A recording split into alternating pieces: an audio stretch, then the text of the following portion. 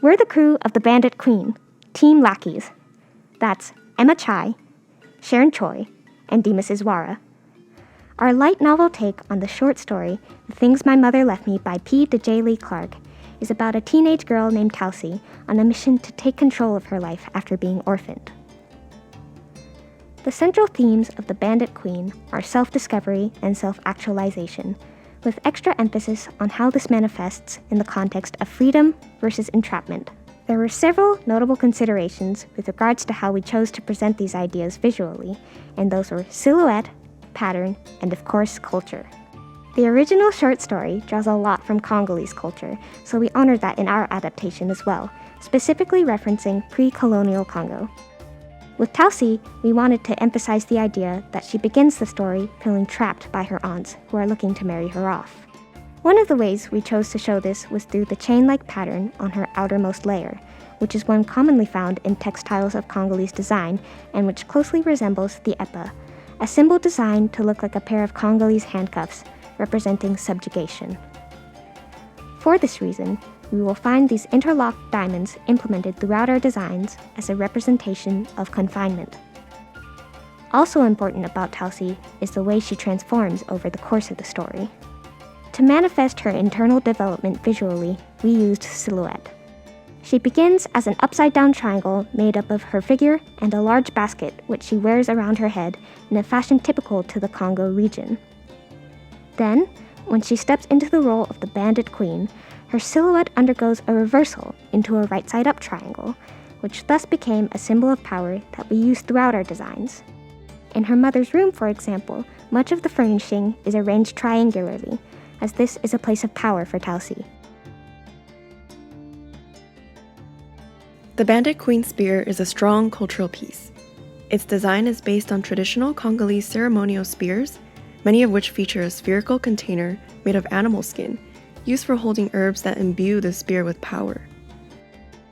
Heritage is an important part of Tausi's story, so carved into the staff of the spear is a Nikisi statuette, which is a vessel for spirits like Tausi's ancestors. As a showman, Master Abata is larger than life. To this point, we adorn him with shell jewelry and the pelts of many different animals, including some not native to the Congo region, to signal the breadth of his travels. These extravagant pelts also speak to Abata's cruel nature as someone who loves making a spectacle of his violent conquests. The circus itself is a caravan of large tents drawn by two giant pangolins, which you can see bear the epichain attached to their harnesses. Here, we also incorporated the Abedua symbol, which can be seen in its entirety when viewing the circus from the top down. Abedua means palm tree, and is a symbol of self-sufficiency, resourcefulness, and wealth, which are all ideas associated with Master Abata.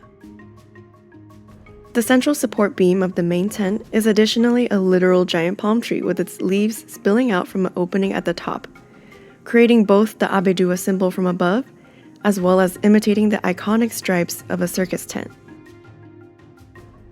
The special canopy that contains all of the magical creatures, which we refer to as the canopy, is situated just behind the main tent.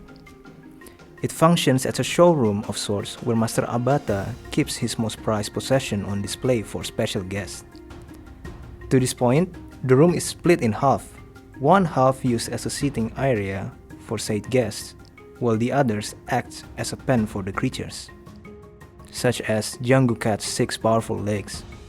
It additionally wears a collar around its neck made up of many bells for the purpose of discouraging it from making any sudden movement, one of Abata's many cruel confinement tactics.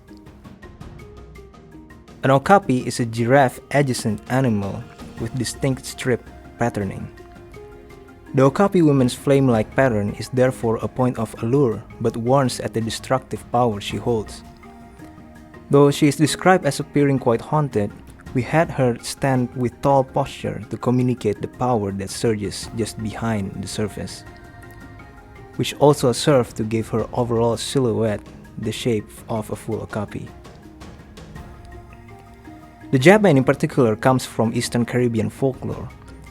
He is described as a trickster type with oily tar black skin, drawing from his past life where he was enslaved at an oil factory Japmen are also described as having horns as a result of having made a pact with the devil, but we opt to omit this for the purpose of making him look less overtly villainous, as his purpose to the story is to be an agent of chaos more than an antagonist.